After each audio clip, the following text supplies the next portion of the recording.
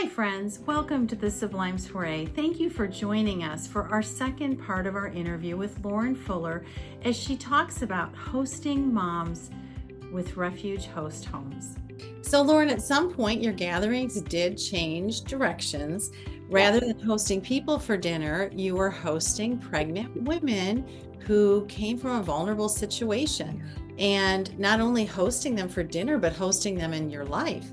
And how did that change occur and what prompted it? There was a long time in between. I know that you both have talked to Emily Oxley, so that I had known her for years. And so it was beautiful to hear what she was doing.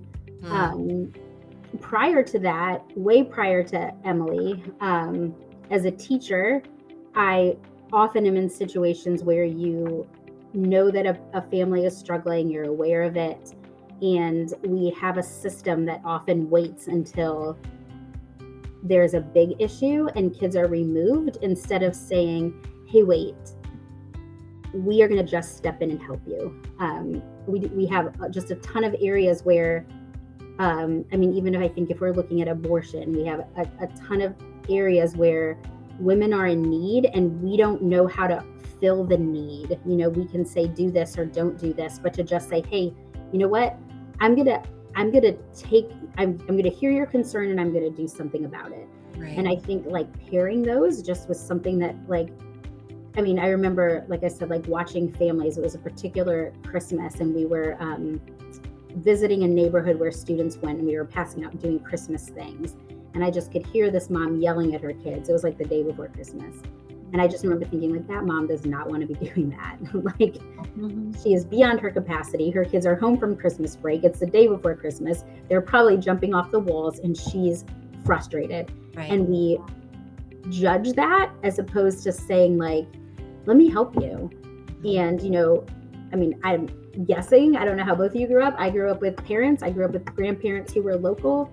There were people to step in. When my parents needed help, there was tons of availability, and not everybody has that. Right. And that desire to do something stirred in me long ago. I'm single. I wanted to be a mom. I don't want to be a single mom because already I was that is a hard job. I don't want to do that. So it was kind of the pairing of things that lined up of wait, this is going to let me have a baby in my house. That sounds fun. This is going to let me come alongside somebody. This is going to step into a gap of where an area that I believe needs help in a very tangible and practical way that isn't just saying do this or don't do this, but is saying come here, we'll figure it out. So, and I feel then Emily's vision really partnered with hey, wow, I've thought some of those things and you're actually doing it. So yes, just in going with things that were hesitant, it was I don't know that I can do this. Like I said, my house is too small. My all of the space is common space. But during hosting dinners, one of the things my mom had given me was a sign on the wall that says, if you have more than you need, build a longer table and not a higher fence. And she gave that to me in the season where I was hosting dinners because it clearly fit. Yes. And then COVID hit, so I haven't hosted dinners. And as I back and forth, would I host with Refuge or not? I kept reading that sign and I was Lauren, you either need to take that sign down or you need to try it. This is my self-talk. I'm not asking you to make a lifetime commitment. I'm asking you to try it once. And if you are not going to try it once, then get a new sign because you're not doing what it says.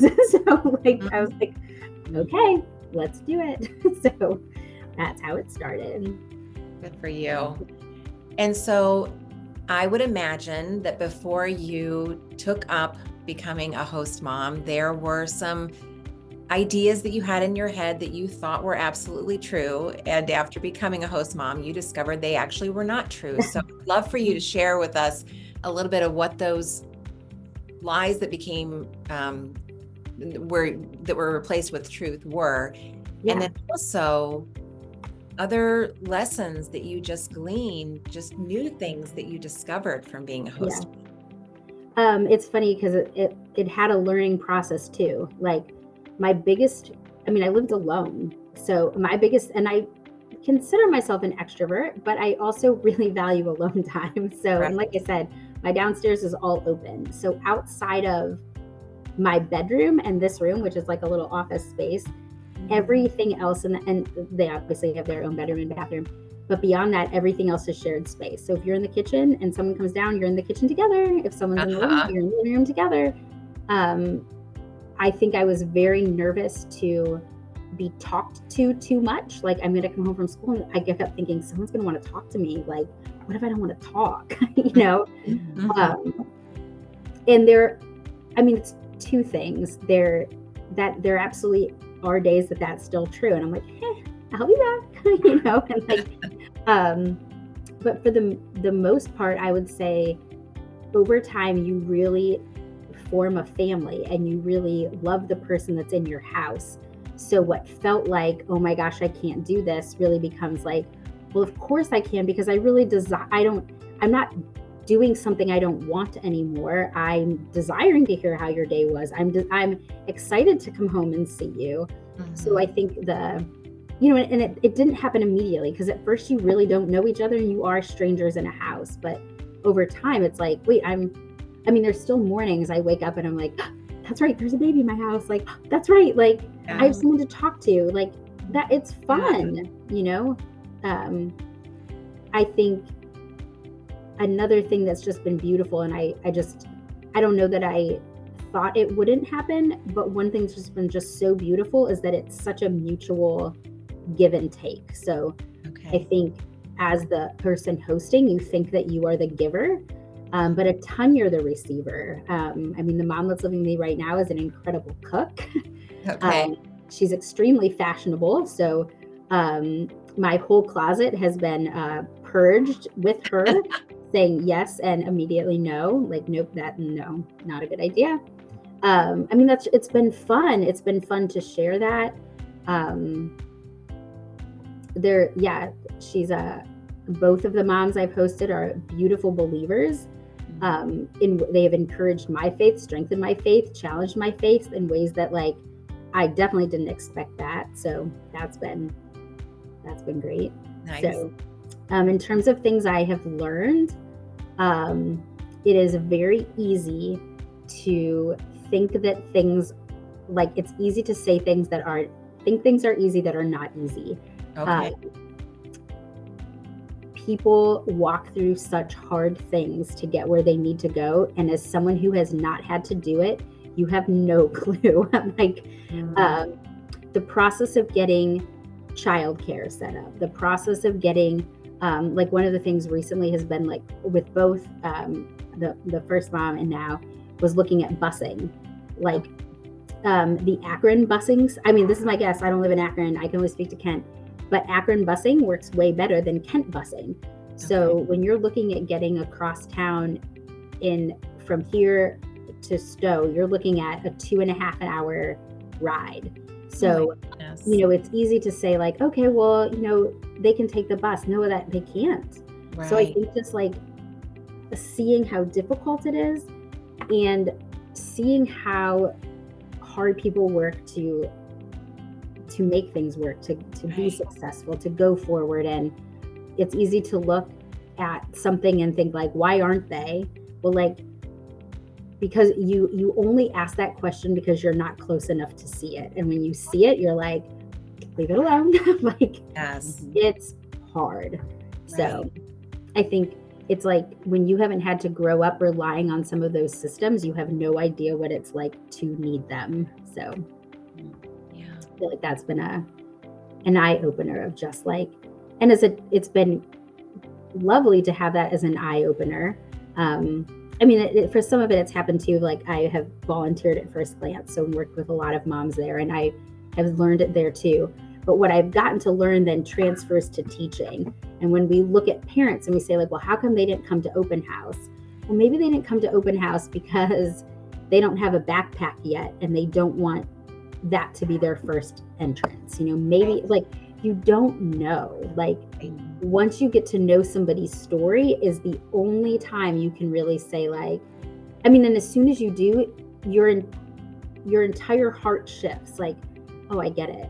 I get why that happened, you know? So I appreciated that learning and the way it's affected my other areas of life as well. So, what encouragements would you have to women or families who might be considering this type of hospitality? My running joke has been, if you are considering hosting with Refuge, get a second car seat. The most annoying part of this entire process has been taking the car seat base in and out of the car. And that's true. Can't stand that job. But no, I think the truth is like, you really can do it. And God really does shape your heart for it. He softens your heart for it. He makes there be a family.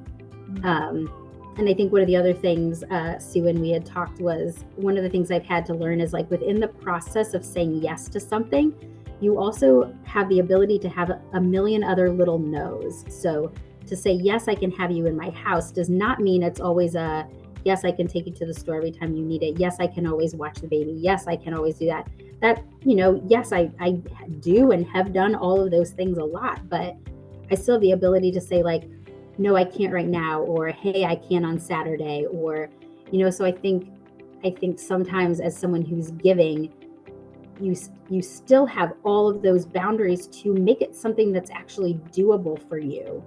So I think, like, that becomes important in everything. It's not something I'm always good at, is having a healthy yes and no, but when you do have a healthy no, your yeses aren't overwhelming, you know. So I've had to learn that one. I'm still 100% learning that one. Yeah. So, right. That's good. Such a good word and sure. reminder for all of us. Yes, for sure.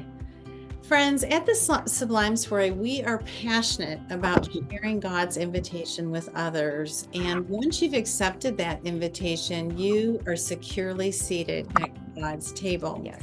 And when you feast and when you sit with him and be with him, he fills you, and then you in turn pass those invitations on to others. And just like Lauren shared with us, Refuge Host Homes, you had mentioned First Glance. Yeah. Can you tell us any more about that? We'll link some information below in our notes, but some opportunities to pass that plate of invitation. Sure. I mean, I really also love the work that First Glance does, and I feel like they just keep expanding. So, you know, they have like so many areas that I've never participated in. They have little kids, but initially it just was like high school and middle school kids. Right. They have a whole skate park. I mean, they do really, really cool things. I initially worked with just teens, and then switched a few years ago to working with teen moms, which is hilarious because all the time they'll go around the circle and be like, okay, everybody, like, share your name and how many kids. And I'm like, Lauren and 0, which, you know, makes people be like, how do you get here to a group that you're giving mom insight to? So it's always funny to me. But the truth is like, I just like moms and babies, and you don't actually have to have any babies to like being in those places. And it's been a really fun connection now with Refuge to be able to take moms there. Yeah. But I've just learned a ton, like, just again, like, now Jessica runs First Glance, but for years it was Noelle. And Noelle Beck always would use the phrase, I get a front row seat to what God's doing. Yes. And I feel like in both cases, but now with Refuge, but with First Glance too, like, I've really gotten to know some very, very beautiful women in very hard spots. Like, they don't mother exactly the way I was mothered.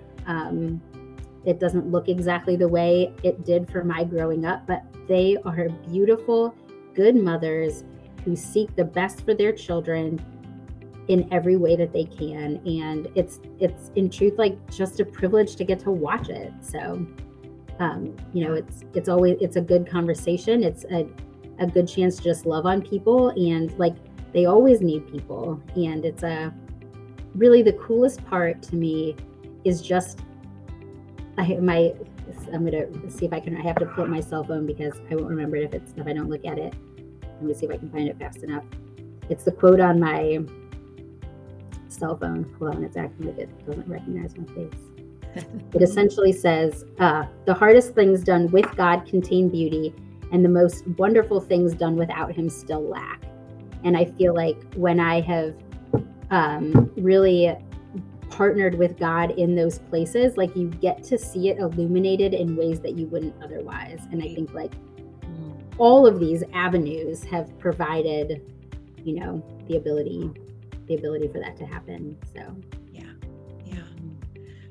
Lauren, we're just so grateful to you for sharing about the dinner gatherings, about being a host mom, and now about helping teen moms at first glance. And friends, our prayer is that you will have heard what Lauren shared and that you will think, wait, there are some things that I do already that maybe I could further, or I've been thinking about doing something like that. Now I can perhaps step out in faith and take a chance. Yeah. Or maybe you think, I would like to do something with Refuge Host Homes, or I would like to do something with First Glance. We're going to give you information about each of those organizations in our notes, as Sue said, so that you can look into it a little bit further, because we want you to know more. So Lauren, we thank you so much for being part of our conversation tonight. And friends, we do hope that you can just take some of this information and that it'll be life-changing for you. And that as you are blessed, you will also be a blessing to others. And as you're a blessing to others, we know you'll be blessed. So in the meantime, you know that we are praying that your week is sublime and that you will live each day free above the fray. So we thank you so much for watching. And Lauren, we thank you so much for joining the conversation. Friends, thank you for joining us today. Come back tomorrow, because we'll be talking with Lauren about the blessings, the pitfalls, and all the wisdom that she gleaned from being a dinner host and a Refuge Host Home host.